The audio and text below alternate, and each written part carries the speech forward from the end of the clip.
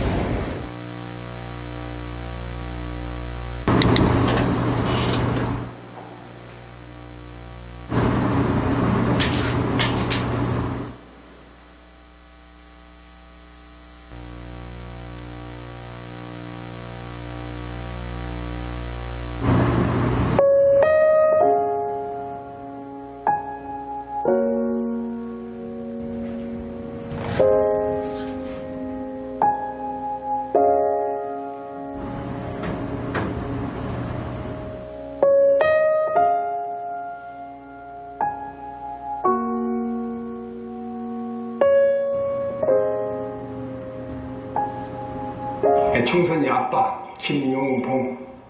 난 신왕철 아빠 신현기.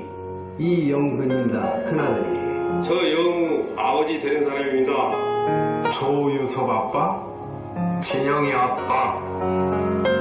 성함은 김성복. 생각나지요. 그 아들, 딸 만나다가 아들 가졌는데 요번에도 딸이 못 갈까 했는데 네 엄마, 아빠, 동생한테 신경 써주고 고맙고. 부모로서 이렇게 뭔가를 충분하게 해줘야 되는데 그런 것도 못 해주고 그래서 참 마음이 아픕니다. 아들이라는 것은 어느 누가 바꿀 수도 없는 것이고 크게 도와주지도 못했고 했는데 그들이 알아서 잘 커가지고 계속 부족한 게 부모 마음 아닐까요? 죽는 순간까지. 제가 그런 마음으로 살고 있어요. 계속 부족한 거예요. 너무 엄하게 했던 게 그게 좀 미안하다. 미안해.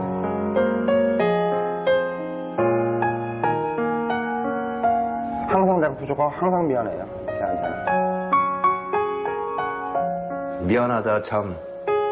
모든 것이 부족하고 못 가르치고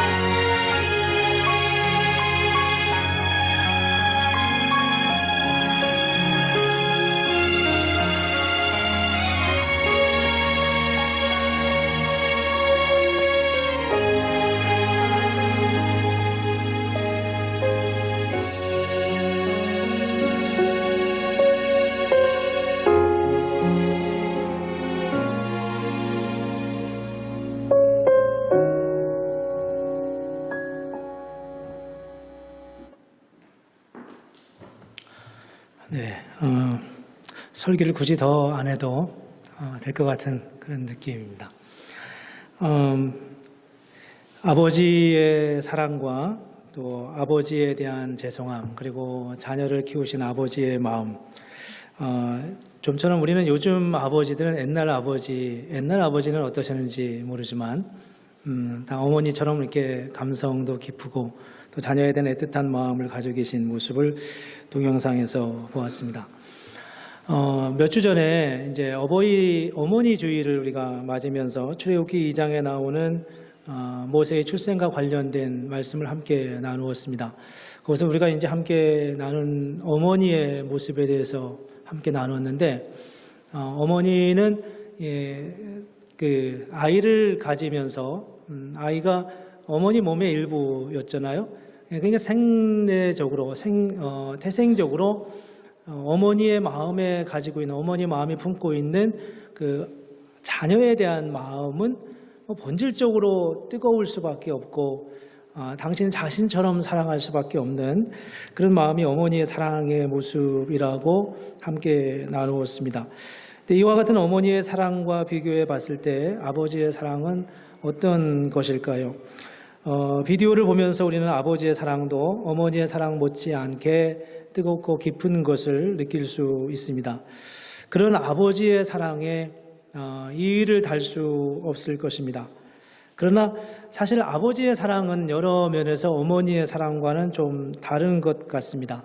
그 다르다는 것을 우리가는 조금 한 단계 낮은 사랑의 정도라고 생각하지만, 낮은 단계의 사랑이 아니라 저는 다른 관점에서 우리에게 다가오시는 그런 아버지의 사랑이 아닐까, 그런 생각이 들었습니다. 여러분에게 아버지는 어떤 존재입니까? 여러분은 아버지를 어떻게 기억하십니까? 여러분은 여러분의 아버지로부터 무엇을 이어받았고 또 어떤 영향을 받았습니까? 그리고 지금 아버지로서 여러분의 자녀에게 어떤 영향을 주고 있습니까? 오늘 사실 본문의 말씀이 이 아브라함이 아들을 번제로 하나님께 드리는 그런 내용입니다. 좀 낯선 내용일 수도 있고 그렇습니다. 본문 내용을 우리가 보면서 본문이 아버지에 대해서 우리에게 무엇을 가르쳐 주는지를 함께 생각해 보려고 합니다. 하나님이 아브라함을 처음에 부르실 때 하나님은 아브라함에게 두 가지 약속을 하셨습니다. 첫 번째 약속은 내가 너에게 땅을 주겠다, 너가 알지 못하는 땅을 주겠다라고 하면서 가나안으로 인도해 주셨고, 두 번째는 내가 너에게 후손을 주겠다라고 말씀하시면서 그 후손을 통해서 땅의 모래처럼, 바다의 모래처럼, 하늘의 별처럼 많게 할 거다, 그런 약속을 주셨습니다. 그리고서 하나님이 75세에 그런 약속을 받고 무려 25년이 지난 다음에서야 하나님이 아브라함에게 달랑 아들 하나를 주셨는데 그 아들이 바로 이삭이었습니다. 근데 그 이삭이 이제 어느 정도 좀 자라고 난 다음에 한 10대 초반 혹은 중반 정도, 티네이저 초반쯤 됐을 그때쯤 아니었을까 싶은데, 그때 그 아이를 하나님께 번제로 드리라고 말씀하고 있습니다. 오늘 본문에 보면 2절과 3절 그리고 6절, 여기 계속 보면 번제를 나무에 가져다가 그 아들 이삭에게 지우고 라고 말씀하고 있고, 또 2절과 3절에도 보면은 그를 번제로 드리라, 번제에 쓸 나무를 쪼개어 가지고 떠난다, 이런 말씀이 있습니다. 번제라는 것은 불로 태워드리는 제사를 의미합니다. 근데 아들을 불로 태워서 하나님께 드리라고 명령하고 있습니다. 상상할 수 없는, 상상조차도 안 되는 그런 어마어마한 명령을 하나님께서 아브라함에게 하고 있습니다. 이 명령 속에서 그 말씀의 어떤 잔혹함이나 상상하기조차도 어려운 그런 상황은 둘째 치고라도, 문제는 하나님이 아브라함에게 이삭을 주실 때 그 이삭은 하나님의 약속이었습니다. 내가 너에게 내가 아들을 주겠다, 후손을 주겠다, 하늘의 별처럼 바다의 모래처럼 많게 할 거다, 이런 말씀을 하셨는데, 지금 아들을 번제로 드리라고 하는 말씀은 앞뒤가 안 맞는 말씀입니다. 약속의 위반이죠. 약속의 취소입니다. 근데 이런 상황을 어떻게 받아들여야 하는가 이런 고민이 거기에 있습니다.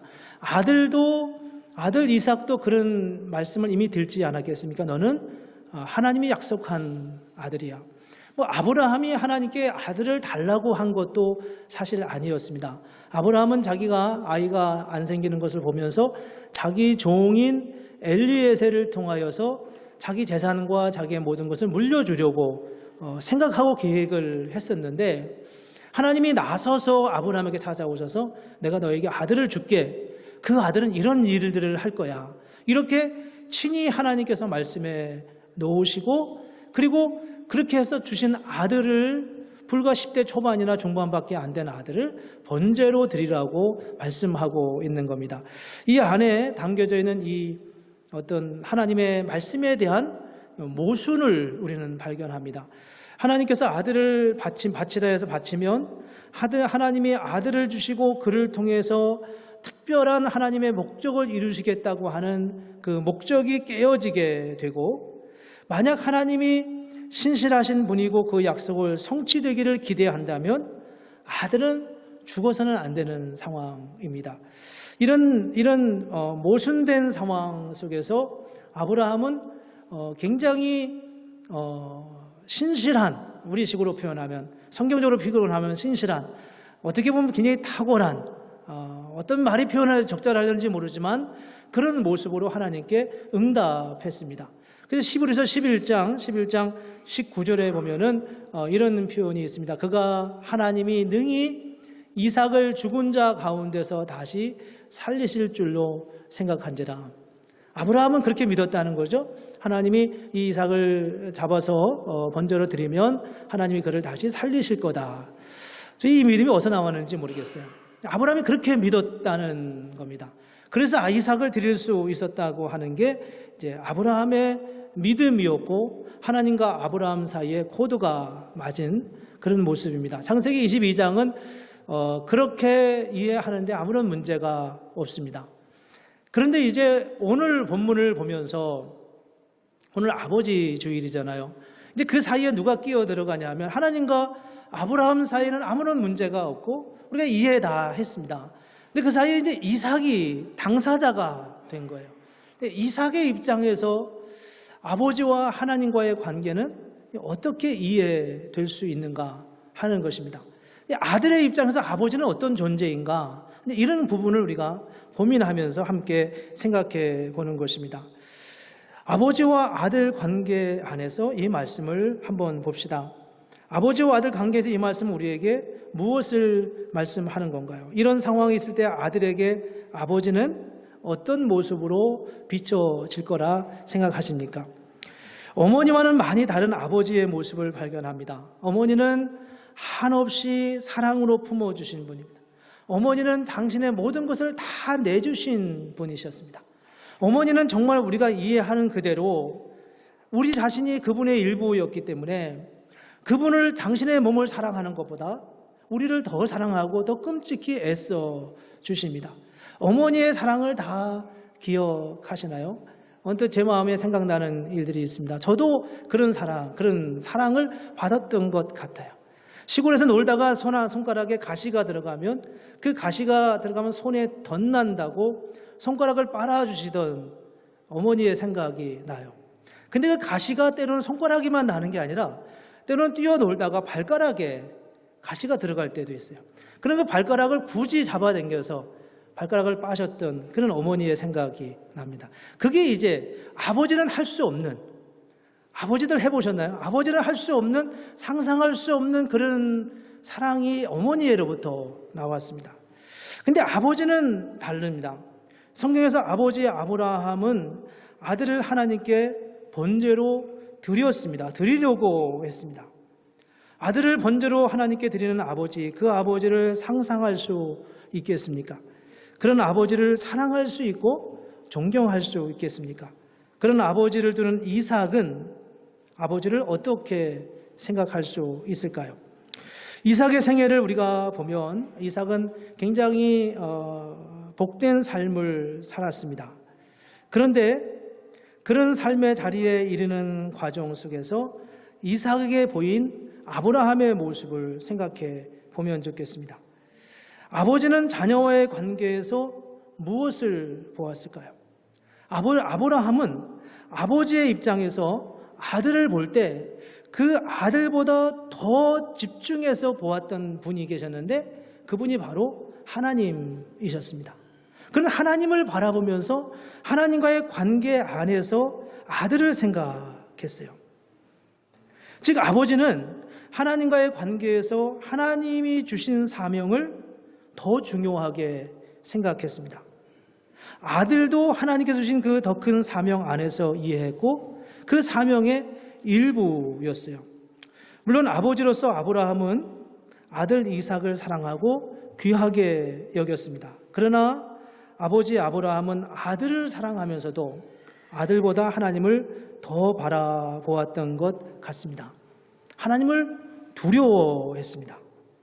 아브라함은 이삭과 대화하면서도 하나님이 그의 마음에 더 크게 자리하고 있었던 것을 보여줍니다. 아버지 아브라함은 아들보다 하나님을 더 귀하게 여겼던, 더 크게 여겼던 것입니다. 그렇다면 아들의 입장에서 아버지를 통해서 무엇을 보았습니까? 이삭이 자기의 몸이 꽁꽁 묶여서 어떤 상황에서였는지는 우리는 다 기억할 수 없지만 아들이 아버지의 완력에 의해서 할 수 없이 그 번제단에 올라갔는지 아니면 아들이 아버지의 마음을 충분히 이해하고 기꺼이 그 번제단 위에 올라갔는지는 성경에서 분명하게 말하고 있지 않지만 어쨌든 어느 쪽이든 그 상황 속에서 아들의 눈에 비춰진 아버지의 모습 그리고 아버지를 통해서 이 이삭은 무엇을 보았을까요? 그것은 바로 아버지 아브라함이 두려워하며 전적으로 순종하며 바라보는 하나님을 보았다는 거예요. 아버지가 생각하는 하나님은 어떤 분이셨을까? 아버지가 생각하는 하나님은 어떤 존재인가? 그분이 그 하나님이 우리 아버지에게 아들을 주셔서 내가 태어났다고 하는데 그리고 나를 통해 하나님의 놀라운 약속과 성취가 이루어진다고 말씀하고 있는데 지금 아버지가 바라보는 하나님을 보면서 이삭의 마음속에 무엇이 느껴졌을 거라고 생각합니까? 이삭에 대한 사건은 성경에 이렇게 많이 나와 있지 않아요. 이삭은 굉장히 순종적인 삶을 살았던 그런 사람이었습니다. 이삭에 대한 내용들을 가만히 보면 그 안에 이삭이 하나님에 대해서 이삭이 자기 삶 속에 어떤 삶을 살았는지를 보여주는데 그중에 단적인 사건이 이런 사건입니다. 이삭은 어디 가서 우물을 파고 이렇게 살다가 누가 와서 달라고 하면 그냥 주워버리고 말았어요. 늘 순종적이고 늘 어떤 상황에 이렇게 자기 자신을 맡기는 그런 삶을 살았어요.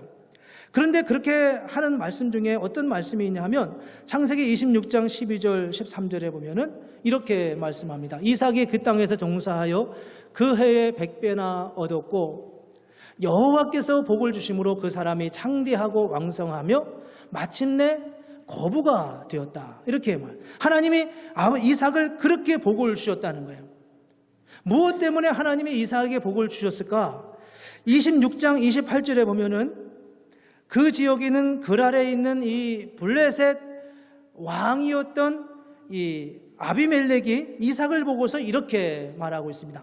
그들이 이르되 여호와께서 너와 함께 계심을 우리가 분명히 보았으므로 라고 말하고 있습니다. 이방의 왕이 이삭을 보면서 여호와 하나님이 당신과 함께 있는 것을 우리가 분명히 보았다. 당신이 부요해지고 잘 되는 모습을 보면서 저 친구는 하나님이 함께 하시는 사람이구나 라는 것을 보았다는 거예요. 아브라함의 삶은 굉장히 심플하게 단순하게 살아가고 있는데 그의 삶의 근원이 어디서부터 이런 하나님의 은혜를 누릴 수 있었을까 하는 거죠. 그것은 아브라함과의 관계 안에서만 바라보게 되는 특별한 사건이었습니다.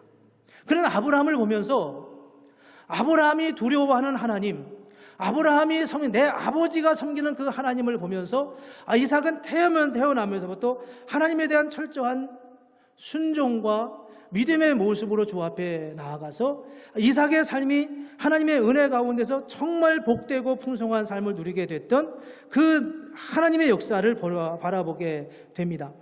요약한다면 이렇게 말씀할 수 있어요. 아브라함은 이 아들 이삭만을 사랑한 것이 아니라 이삭이 평생을 살면서 반드시 바라보고 살아야만 하는 그 하나님을 아브라함은 이삭에게 보여주었다는 겁니다. 다른 어떤 것보다 더 중요하게 여길 삶의 목적과 목표를 보여줬다는 거예요. 아버지의 역할은 바로 여기에 있다는 생각이 들어요. 많은 사람들이 아버지를 보면서 이렇게 사는 거구나, 삶의 방법을 알아가게 됩니다. 때로는 아브라함이 이삭을 하나님보다 덜 중요하게 여기면서 이 자기 아들 이삭보다 더 중요하게 여기는 그 어떤 것들을 위하여 나아가면서 아들에게 동일한 것을 보게 하시는 하나님의 역사를 아브라함의 삶의 모습을 볼 수 있습니다. 개인적인 이야기여서 조금 어떨런지 모르겠습니다. 저는 개인적으로 10살에 아버님이 돌아가셨습니다. 그래서 아버지에 대한 기억이 그렇게 많지는 않습니다. 하지만 이제 말씀을 전하면서 때로 이제 과거를 돌아보면서 이렇게 생각하다 보면 기억들이 새록새록 제 마음속에 돌아오는 그런 기억들이 있습니다. 저희 아버지는 농부이셨는데 논농사를 주로 짓고 물론 다른 여러 가지 일들을 하셨습니다.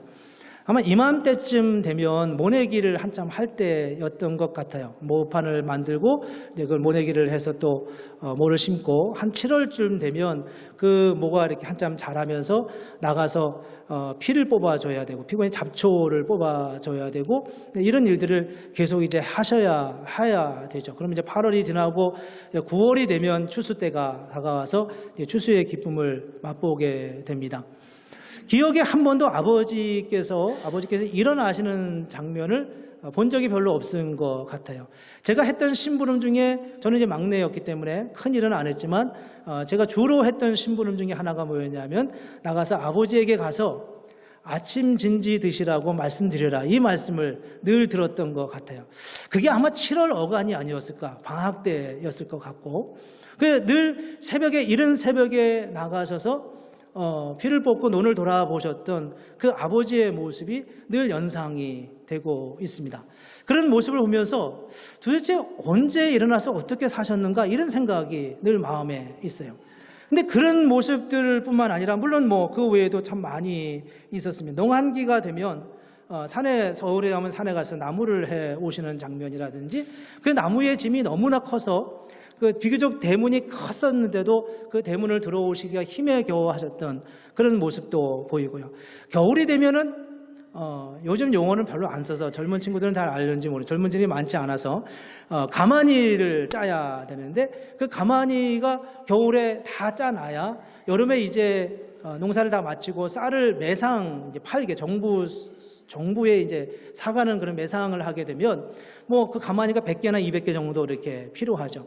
그러면 하루 저녁에 그거를 열심히 그냥 짜면 하나를 짜고 열심히 짜면은 2개 정도를 짤 수가 있어요. 그러면 겨울 내내 그거를 짜야 100개, 200개를 만들어서 그 일을 맞추게 됐던 그런 생각들이 납니다. 그렇게 하시면서 여러 가지 일들을 이렇게 하셨던 기억이 있어요. 근데 그게 그냥 기억 속에만 남았는데 가만히 돌아보면서 제 마음속에 무슨 생각이 들었냐면 제 안에 저희 아버지의 모습이 있구나 하는 것을 새삼 느끼게 되었습니다. 누구도 말하지 않았지만 누구도 뭐라고 말하지 않지만 제 안에 제 아버지가 있다. 이 표현은 좀 이상하지만 아버지의 모습을 닮아가 있는 저의 모습을 깨닫게 되었습니다. 저는 아침에 이제 일찍 일어나서 새벽에 6시에 교회에 나와서 기도하고 아침에 교회에서 밥을 먹고 그렇게 하루를 시작을 합니다. 그냥 목사니까 새벽 기도고 새벽 기도 갔다가 기도하고서 집에 들어갔다 나오기가 시간적으로 여러 가지 면에서 그러니까 효율적으로 하기 위해서 그렇게 하는 거였는데 지금 돌아서 생각해 보면 그게 어쩌면 이미 제가 제 아버지를 보면서 느꼈던 그 모습이라고 느껴져요. 요즘 대학생들은 되게 이제 늦게 자고 늦게 일어나지 않습니까? 우리 교회 대학부 학생들이 얼마나 열심히 공부를 하는지 보통 2시는 보통인 것 같고 3시, 4시 뭐 아침에 카톡을 보면 4시에도 카톡을 하고 5시에도 카톡이 왔다 가고 뭐 이런 것들을 허다히 많이 볼 수 있어요. 이게 대학생들의 일반적인 패턴이거든요. 근데 제가 또 하나 느낀 것은 뭐냐 하면 우리 아이들이 저한테 아침 일찍 6시에 깨워달라는 전화를 그렇게 많이 할 수가 없어요.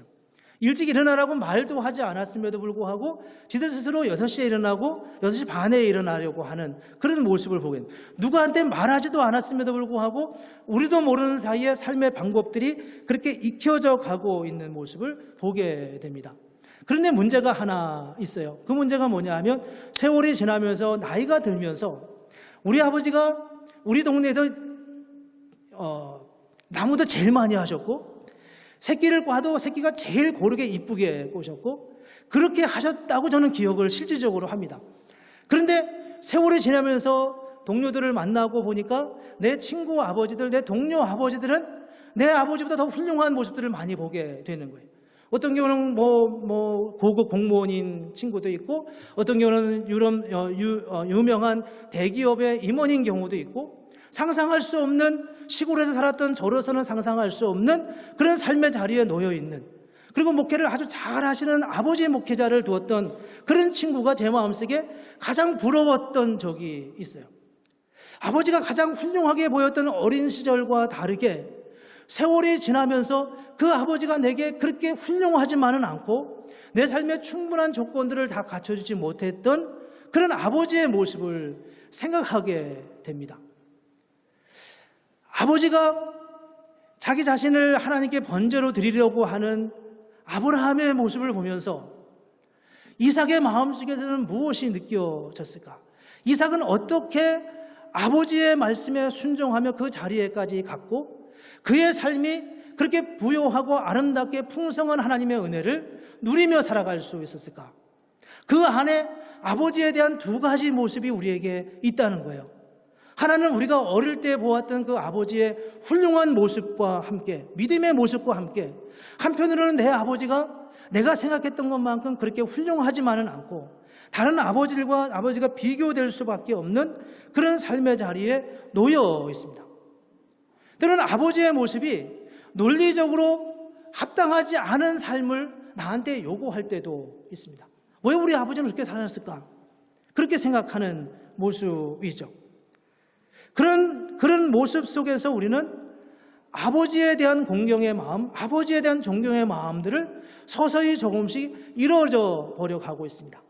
세월이 지나고 나이가 들면 우리는 우리 부모님을 보면서 그저 연약하니까 삶의 힘을 잃어버렸기 때문에 내가 돌봐드려야 하고 내가 봉양해드려야 하는 그런 존재의 의미 이상의 부모님의 의미를 갖지 못할 때가 참 많이 있습니다. 그런데 그 모습을 우리는 어디서 느끼냐, 어디서 동일하게 보냐 하면 우리가 하나님을 볼 때에도 우리는 하나님을 그렇게 생각할 때가 참 많이 있다는 거예요. 하나님은 우리의 눈에 보기에 어리석어 보일 때가 참 많이 있습니다. 하나님이 이렇게 모순된 명령을 하실 수가 있으시나요? 우리는 지금 보니까 시간이 상황이 다 끝난 다음에 보니까 문제가 없지만 그러나 하나님이 아브라함에게 이삭을 바치라고 하고 그 이삭을 바치라고 해서 아버지 아브라함이 아들 이삭의 손을 잡고 3일 길을 걸어서 모리아 산을 향해 걸어가는 그 과정 속에서 이삭이 느꼈던 아버지의 마음은 무엇입니까? 하나님은 도대체 누구신가요? 하나님은 도대체 앞뒤가 안 맞는 그런 하나님 아니십니까? 이런 생각을 우리는 하나님에 대해서도 동일하게 하게 된다는 겁니다. 하나님에 대한 마음과 아버지의 마음은 상당히 비슷한 것을 알게 됩니다. 우리가 하나님을 아버지라고 부르잖아요. 어렸을 때 아버지는 전능자 같은 그런 마음의 생각이 어린아이에게 있다고 합니다. 우리 아버지는 뭐든지 다 할 수 있는 거예요. 마치 우리가 하나님을 향하여 믿고 고백할 때 느끼는 그런 고백처럼 말이죠. 그런데 아버지가 연세가 들면서 약해져 가고 있는 그 아버지를 보는데 우리가 예수를 믿으면서 하나님에 대해서도 동일한 생각을 가질 때가 참 많이 있습니다.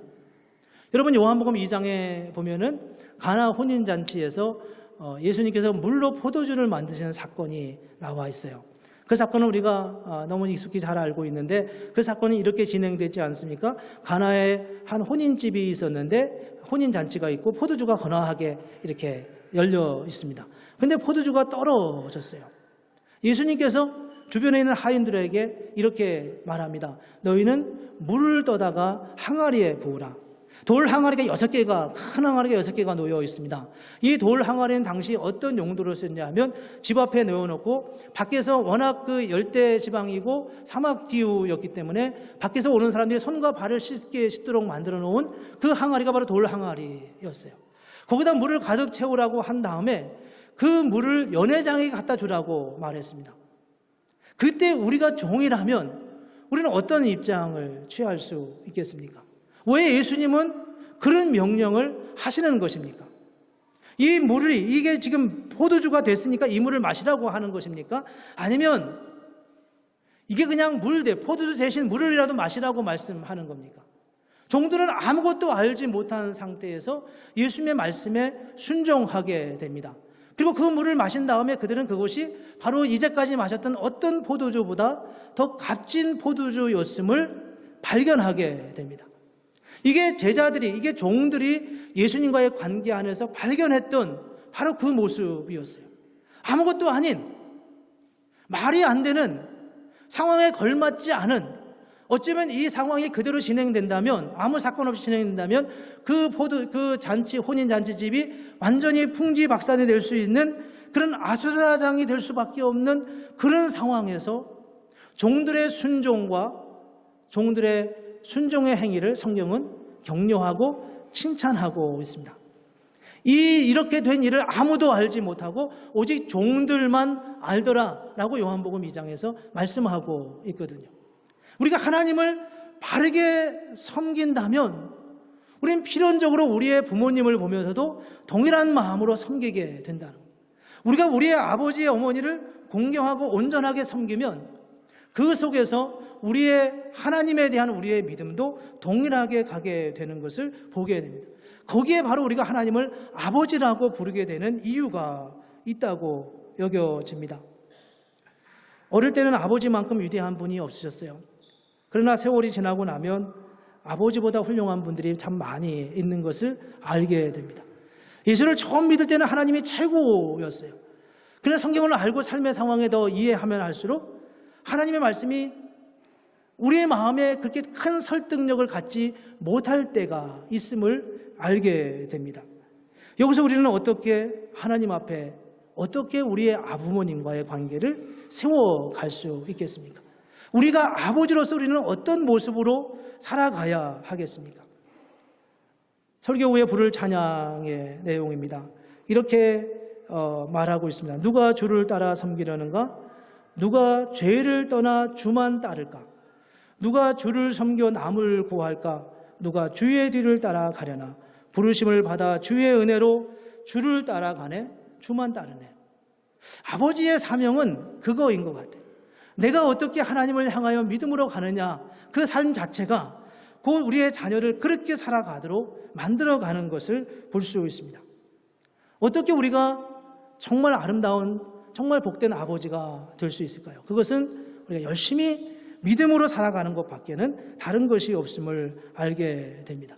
우리가 어떻게 우리의 아버지를 잘 섬길 수 있겠습니까? 그것은 바로 하나님을 섬기듯이 그렇게 아버지를 존중하고 인정할 때 일어나는 것입니다. 오래전에 여기로 오기 전에 있던 교회당에서 있었던 일입니다. 주일날 아침에 이렇게 같이 이제 예배드리기 전에 설교를 준비하기 위해서 마무리하기 위해서 사무실에 있는데 밖에서 어린 아이들이 막 이렇게 뛰어노는 모습 소리가 들렸습니다. 그러다가 아마 어떤 아이가 제 방문을 열으려고 이렇게 했는가 봐요. 그 모습에 깜짝 놀랐던 옆에 있는 아이가 그 아이에게 이렇게 크게 말하는 소리를 들었습니다. 야, 그 방 문 열면 안 돼. 그 목사방이야. 이렇게. 목사방이야. 깜짝 놀랐어요. 문을 열어볼 수가 없더라고요. 누군지 보면 제가 안 될 것 같았습니다. 목사방이야. 우리도 모르는 사이에 우리 자녀가 어떻게 자라가고 있는지를 미처 알지 못합니다. 어떤 아버지가 되었으면 좋겠습니까? 우리의 아버지는 우리에게 무엇을 보여주었습니까? 아버지의 한계를 보면서 그렇게 훌륭하지만은 않다고 생각할 수밖에 없는 그런 판단에서 그런 아버지를 보면서 우리는 어떤 고백을 하면서 살아가게 됩니까? 저는 우리의 아버지를 또 아버지 되심을 축하드리고 싶어요. 그리고 우리로 하여금 마치 하나님의 그 일을 하셨듯이 사람들이 볼 때 하나님은 완전한 분이 아닌 것처럼 느끼는 그 순간에도 하나님은 그 일을 하셨던 것처럼 하나님은 아버지 된 우리들을 통해서 우리의 자녀들에게 어떤 일들을 이루어 가실지를 기대하고 소망하고 그렇게 세워가는 그런 가정들 되는 것이 얼마나 아름답고 복된 일이겠습니까? 아버지 되신 분들에게는 정말 하나님의 형상을 닮아서 우리가 우리 자녀들에게 선한 아름다운 삶의 자취와 방향을 제시하는 그런 아버지가 됐으면 좋겠고, 아버지를 생각하며 돌아가셨든지 생존해 계시든지 그 아버지에게 우리에게 최고의 모델이 되시고 우리 최고의 삶의 모델이 되어주셔서 우리에게 삶의 길을 가르쳐 주셨던 그 아버지를 공경하고 섬기는 것이 하나님을 섬기는 마음과 같이 갈 수 있다고 하는 것을 기억할 수 있으면 좋겠습니다. 하나님을 두려워하는 아버지가 되기를 원합니다. 그래서 우리의 자녀가 후에 장성한 후에 우리 아버지는 그 삶으로 내게 믿음을 가르치셨고 삶의 법을 깨닫게 하셨고 인생이 무엇인지를 알게 하셨다고 그렇게 고백하며 또 그렇게 기억되는 그런 아버지들이 다 되실 수 있기를 주님의 이름으로 축복합니다. 기도하겠습니다. 이 시간 우리 같이 함께 기도하겠습니다. 이 시대에 많은 가정들이 깨어져 가고 있고 아버지로서 어머니로서의 역할이 더 힘들어져 가는 그런 시대에 우리가 살아가고 있습니다. 하나님, 우리의 가정을 회복시켜 주옵소서. 아버지로서, 어머니로서, 또 자녀로서 하나님이 주시는 아름다운 관계, 아름다운 은혜가 우리 가정에 흐르게 해 주옵소서. 우리 한번 같이 간절한 마음